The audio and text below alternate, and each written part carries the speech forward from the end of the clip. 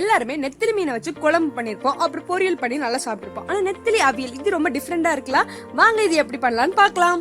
இது பண்றதுக்கு நீங்க நெத்திலி ஃபிஷ்ஷோட முள்ள எடுத்து கிளீன் பண்ணி எடுத்து வச்சுக்கோங்க.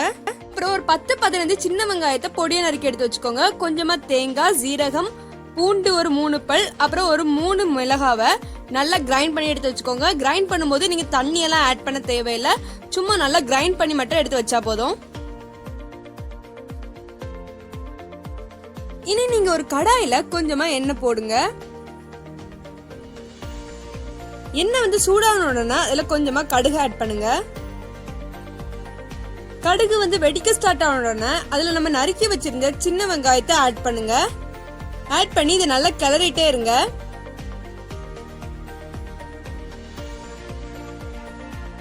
அதுல வந்து கொஞ்சமா நீங்க கறி லீவ்ஸ் ஆட் பண்ணிட்டு நல்லா வதக்குங்க. சின்ன வெங்காயமும் கறி லீவ்ஸும் வந்து நல்லா வதங்கணும். இனி நம்ம நெத்திலி மீன் வந்து ஆட் பண்ணிக்கலாம். நெத்திலி மீனை ஆட் பண்ணோம்னா அதை நல்லா கிளறிட்டே இருங்க.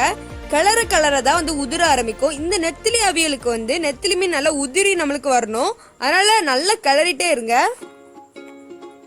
நீங்க சும்மா கிளறிட்டே தான் இருக்கணும். இனி இதுல வந்து கொஞ்சமா நம்ம மஞ்சள் தூள் ஆட் பண்ணலாம். ஆட் பண்ணிட்டு இதை நல்லா கிளறுங்க. இந்த நெத்திலி மீன் அவியலுக்கு நமக்கு நெத்திலி மீன் வந்து நல்லா உதிரியா தான் இருக்கணும், அதனாலதான் நான் நல்லா வதக்க சொல்றேன். நீங்க எவ்வளவு நல்லா வதக்குறீங்களோ அந்த அளவுக்கு வந்து நெத்திலி மீன் நமக்கு நல்லா உதிரியா கிடைக்கும்.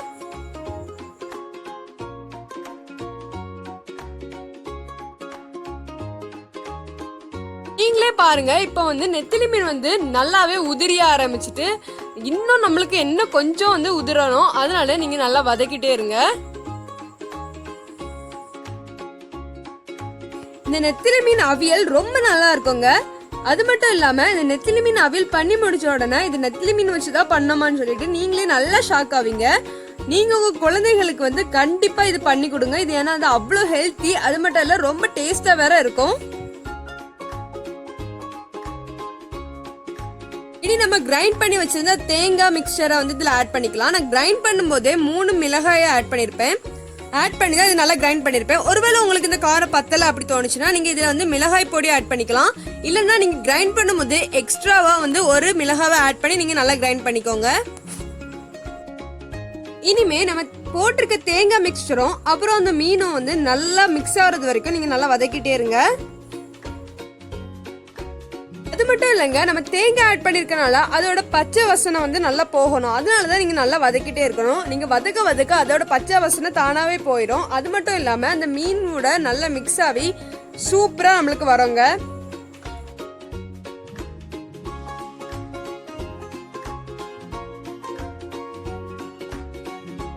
இனிமே இதுல தேவையான அளவு உப்பு ஆட் பண்ணிக்கோங்க. உப்பு ஆட் பண்ணிட்டு கொஞ்சமா டேஸ்ட் பண்ணி பாருங்க. ஒருவேளை உங்களுக்கு உப்பு கரெக்டா இல்ல தோணுச்சுன்னா நீங்க இதுல என்ன கொஞ்சமா உப்பு ஆட் பண்ணிக்கலாம். ஆட் பண்ணி நல்லா மிக்ஸ் பண்ணிட்டே இருங்க.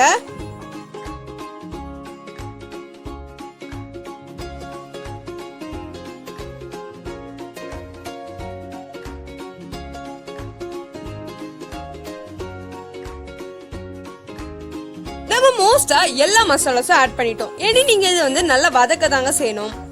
ஏன்னா இது வந்து நம்மளுக்கு நல்ல உதிரியான தன்மையில வரணும், அதனாலதான் நல்லா வதக்க சொல்றேன். நம்மளோட நெத்திலி அவியல் டிஷ் ஓரளவு நல்லாவே ரெடி ஆயிடுச்சு. நான் முதல்ல சொன்ன மாதிரி நம்ம வதக்க நெத்திலி மீன் வந்து எப்படி மாறிடுச்சு பாருங்க, நல்லா உதிரியா சூப்பரா மாறிடுச்சு. அது மட்டும் இல்லைங்க, இதோட டேஸ்ட் வேற சூப்பரா இருக்கும். அவ்வளவுதாங்க, நம்மளோட நெத்திலி அவியல் ரெடி ஆயிடுச்சு. இனி நீங்க ஸ்டவ் வந்து ஆஃப் பண்ணிக்கலாம். இந்த நெத்திலி அவியல் வந்து ரொம்பவே சூப்பரா இருக்குங்க. நீங்க சாப்பாடுல வச்சு சாப்பிட்டீங்கன்னா ரொம்ப டேஸ்டா இருக்கும். நீங்க கண்டிப்பா உங்க வீட்டுல ட்ரை பண்ணி பாருங்க. இந்த வீடியோ உங்களுக்கு பிடிச்சிருந்தனா Say Hi to Kitchen-க்கு லைக் பண்ணுங்க, ஷேர் பண்ணுங்க, சப்ஸ்கிரைப் பண்ணுங்க, அண்ட் மறக்காம பெல் ஐகான் கிளிக் பண்ணுங்க. Tasty flavors.